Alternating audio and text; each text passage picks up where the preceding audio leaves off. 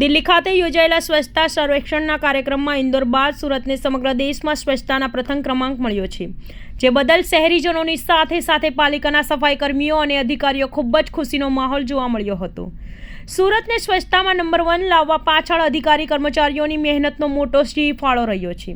તે જ કારણ છે કે આજરોજ પાલિકાના વિપક્ષી નેતા પાયલ સાકરિયાએ સુરતના પુણાગામ સ્થિત પાલિકા વોર્ડ ઓફિસ ખાતે કર્મચારીઓ અને અધિકારીઓ જોડે ઉજવણી કરી હતી।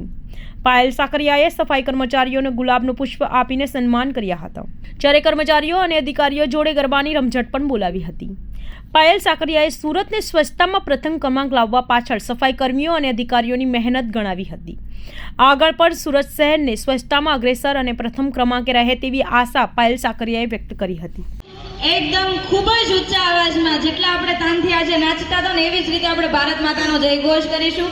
ભારત માતા કી જય! ભારત માતા કી જય! સૌપ્રથમ તમામ કર્મચારીઓ, તમામ સફાઈ કર્મીઓ, તમામ અધિકારીશ્રીઓ, આરોગ્ય વિભાગના, વીબીડીસી વિભાગ, વોર્ડ ઓફિસના તમામ અધિકારીશ્રીઓનો ખૂબ ખૂબ આભાર, ખૂબ ખૂબ અભિનંદન। કેમ કે ઘણા સમયથી જ્યારે આપણે સપનું જોતા હોય કે આપણે સુરતને નંબર 1 બનાવીએ, ત્યારે આ આપણું જે સ્વપ્ન છે પૂરું કરનાર તમામનો હું ખૂબ ખૂબ આભાર માનું છું।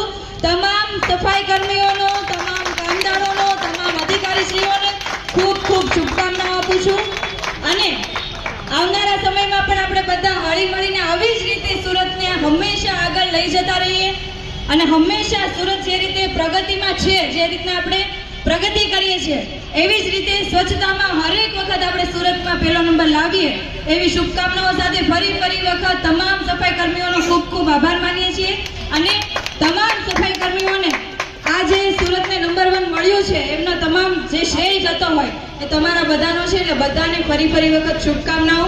જય હિન્દ, જય ભારત।